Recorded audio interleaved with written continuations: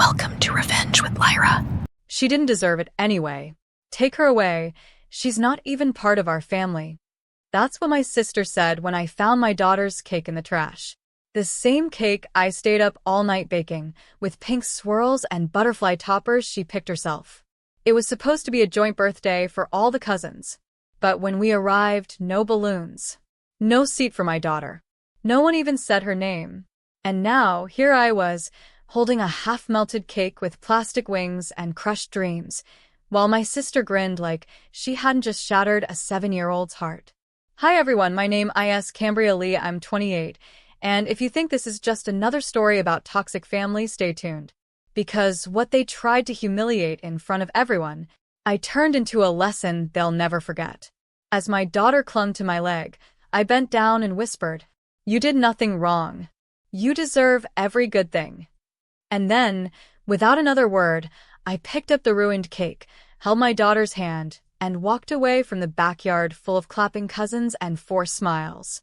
No one followed. No one cared. But what they didn't know was that the next morning, I'd wake up to 23 missed calls from my sister. The same sister who once told me I was barely part of this family, because something had gone horribly wrong with her wedding booking. And the only person who could fix it was me. Funny how karma likes to RSVP. When I saw her name flash on my phone 22 times, I didn't answer. Not out of spite, but because I knew what she wanted. You see, what my family didn't know was that I'd been the one to recommend their wedding venue. It was a tiny private estate on the cliffs. I'd worked a catering job there years ago and kept a great relationship with the owners. They didn't advertise online. No social pages. Only referrals. And the referral had come through me. But yesterday, after the birthday disaster, I sent the venue manager a short email. Please remove the Parker Wells wedding booking under my name. I'm no longer involved. And just like that, the date disappeared. Because it was never in her name.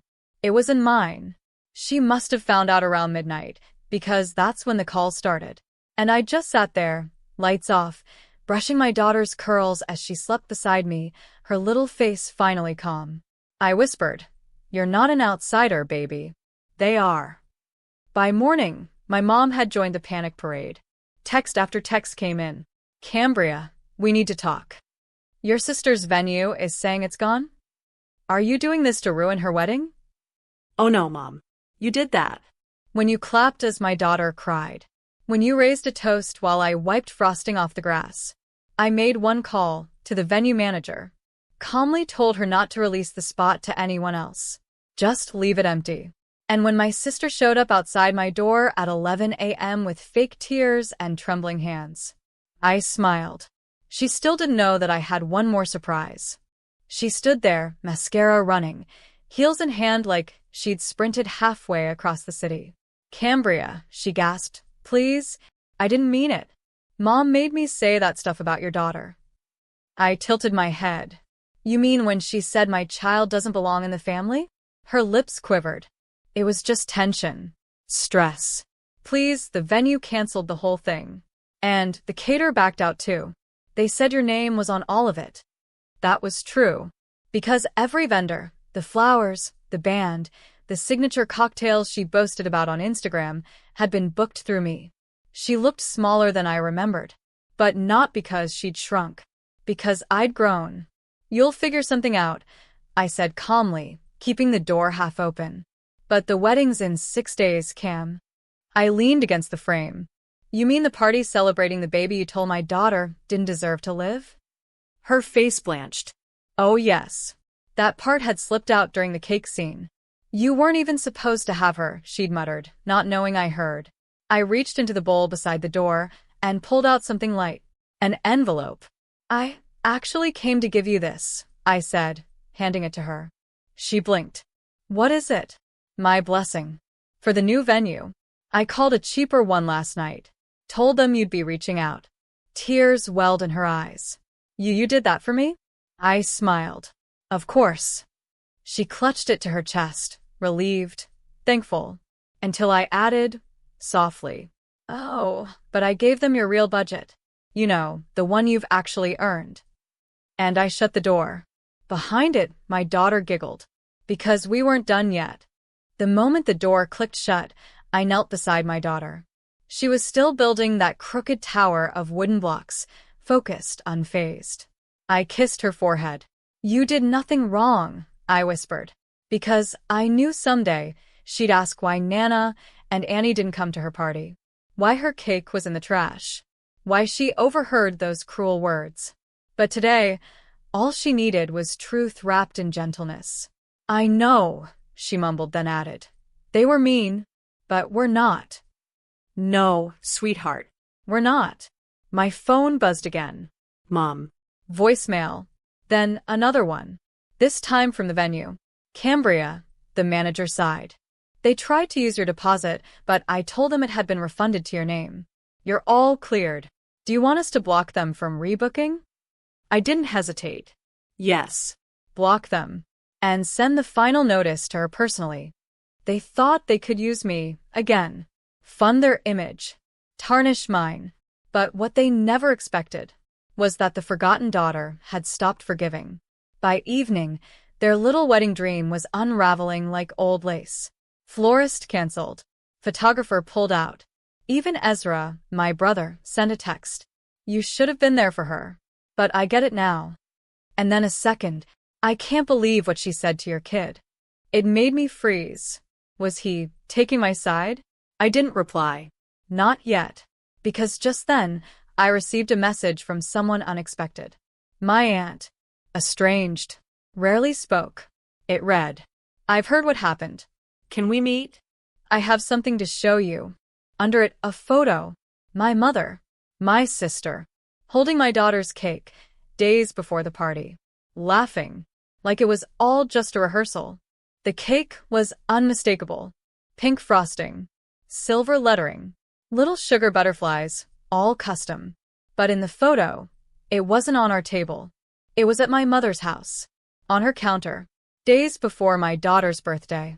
They had used it, mocked it, like it was some inside joke. My fingers trembled as I typed a response to my aunt. Where did you get this? She replied instantly. I was there. I left early. I didn't know what they were planning until later. I didn't say anything then. But after what she said to your daughter, I can't keep quiet. I stared at the screen. That cake wasn't forgotten. It was never meant for my daughter. They used her celebration as a setup, a background for their twisted theater. And I had paid for all of it. The bounce house, the decorations, even the balloons they refused to hang up. Just then, another message came through. This time from my mother. You have 24 hours to fix this with the venue. I've already told them you'll pay again. Stop acting like a child. I didn't reply. Instead, I sent a single screenshot. The one from my aunt, the photo of the cake. Then I blocked her. That night, I sat on the floor of my kitchen, my daughter asleep beside me, her hand on my leg like a tether. And I realized something. They never hated me. They just never saw me. Not as a daughter. Not as a sister. Just as a source. Until now. The next morning, I put on a clean shirt, brushed my hair, and opened my laptop. The wedding was 5 days away. And I had just logged into the one account they'd all forgotten I still had access to. The account I logged into was still active. It was from my old job, a shared vendor dashboard where I had once managed event logistics for high-profile clients. Years ago, I had quietly registered my mother's name under the account when she'd begged for help planning my sister's engagement. Back then, she hadn't even said thank you. Now, she'd forgotten it existed. Big mistake. I pulled up the wedding vendor list. Venue, booked in my name. Caterer, booked in my name. Decor, paid deposit. Still pending balance. Florist, same. DJ, chairs, tables, tent, all under me. Why? Because she'd used my old templates and asked the same vendors I'd worked with for years. She didn't build a wedding. She stole it. I didn't cancel anything that day. Instead, I made a call to each vendor, not to shut it down, but to freeze access. Pause everything. No one but me can approve changes or payments. If anyone calls you, tell them it's under review. They agreed. Then I sent an email to the venue, attaching screenshots from my mother's texts. No explanation. Just the words. I will no longer be covering this event. Please invoice the rightful party. Then I waited. By the next evening, my cousin, the only one who had sent my daughter a card, messaged me. You okay? Aunt Lori's in full meltdown. Said the venue canceled everything. Flowers too. I typed then paused. And just sent back. Tell her I'm focusing on people who show up. That night, my sister posted on Instagram, pretending nothing had happened. But the next morning, Her post was gone. and so were the wedding decorations, removed from the venue's official schedule. They were scrambling. But I wasn't done yet. By Friday morning, the group chat was on fire. Mom had renamed it to Urgent Wedding Chaos, as if that would make me flinch. I don't know what's gotten into you, she texted. You've always been selfish, but this is your sister's big moment. That word, selfish, sat like a rusted knife in my stomach. I hadn't asked for designer gifts. I hadn't demanded to be praised. I just wanted acknowledgement that I existed. Instead, I'd spent years being the family wallet. My credit card had booked their trips. My work bonuses had paid their mortgage. And yet, the moment I invited them to my daughter's birthday, they forgot. No, worse. They discarded her cake like garbage. As if she and I were disposable. So, I didn't reply to the group chat. I went online and made a quiet update on the restaurant website. Now accepting private events. Within hours, I had 2 bookings. Strangers. Real people who didn't know my pain and didn't pretend I didn't matter. Then the phone rang. It was the venue coordinator, speaking softly. Hi, we've received 19 calls from your family. They're claiming you made unauthorized changes. But your name is on every file, every payment, every contract. I thanked her, then asked her to send one last email, CCing the new billing contact, my mom. The email subject? Outstanding balance for wedding services. Immediate attention required. By the evening, my mom's Facebook page had gone dark. No wedding countdown. No brag posts. Just a black profile picture. But that silence didn't mean surrender. Because at 11:58 p.m., a message lit up my screen. We need to talk. Please. Don't ruin your sister's life over some cake. I took a screenshot and replied, This isn't about the cake. This is about everything you threw away. I didn't respond to Mom's message. Instead, I scrolled back through old texts. Can you cover the deposit? Ezra needs a new laptop. We'll pay you back. We didn't invite you because you're always too sensitive. I used to read those and flinch. Now they felt like case files. Evidence. I opened my notes app and drafted a single announcement. No anger. No insults. Just truth. Due to repeated disrespect and erasure, I've chosen to step back from family events. This includes financial assistance, emotional labor, and attendance. I'm not angry. I'm simply done. Wishing you all clarity and healing. I posted it at 9 a.m. By noon, my inbox had dozens of messages. Some angry, some sarcastic, some stunned into silence. But the one that stuck out came from someone unexpected, my cousin Ava. I saw your post. I cried. I felt the same way for years. Thank you for saying it. You gave me the courage to say no too. And just like that, I wasn't alone. Later that evening, I took my daughter out for ice cream. She giggled as chocolate melted down her wrist. No one sneered. No one judged. No one threw anything in the trash. We walked home hand in hand, passing by the same event venue that had once refused us entry. This time, the banner out front said, Closed for private event, booked by owner. I smiled. I hadn't burned bridges. I had simply lit my own path.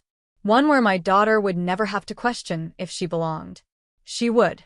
Because this time, I chose us.